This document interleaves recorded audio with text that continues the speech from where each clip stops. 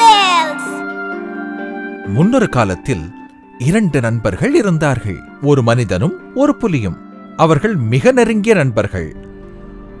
ஆனால் அவர்கள் எப்படி நண்பர்களானார்கள்? அது ஒரு பெரிய கதை. நெடுநாட்களுக்கு முன்பு அந்த புலி காட்டில் வசித்து வந்தது. ஒரு நாள் அது காட்டில் உரிமிக் கொண்டே செல்லும் போது முள்ளின் மீது காலை வைத்து விட்டது. அது கத்தியது. அதற்கு வலி தாழவே முடியவில்லை.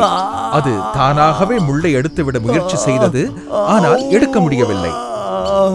அப்போது இந்த மனிதர் அந்த வழியாக வந்து கொண்டிருந்தார். என்ன சத்தம் அது? ஏதோ மிருகம் வலியால கத்துற மாதிரில இருக்கு.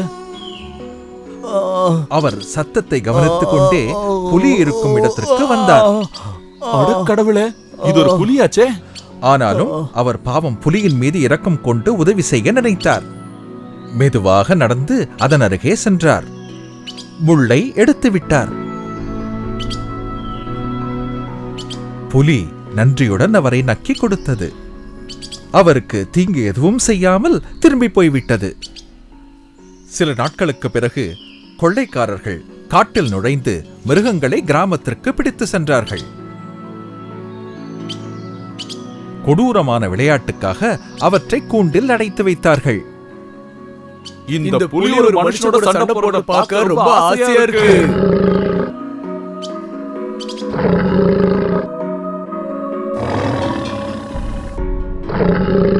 கூண்டுக்குள் இருந்த புலி அந்த மனிதன் மீது பாய தயாராக இருந்தது.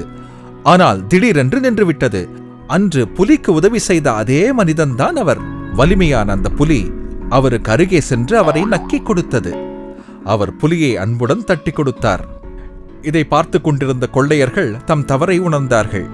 உடனடியாக இருவரையும் வெளியே விட்டார்கள். அன்று முதல் புலியும் அந்த மனிதனும் மிக நெருங்கிய நண்பர்களாகிவிட்டனர். எந்த நல்ல செயல் செய்தாலும் அதற்குரிய பரிசு கிடைக்கும்.